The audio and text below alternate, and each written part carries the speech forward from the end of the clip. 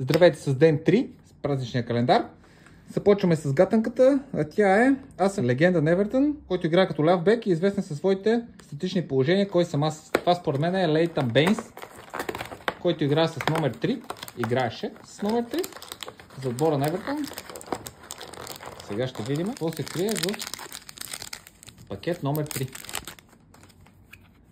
Най-отзад Насер Джига за Улвс, Кендри Паес, Челси, Ели Джуниор Кролпи за Борнемут, Даниел Балард за Съндърланд и това е Лейтън Бейнс за Евертън. Ще се видим отново утре.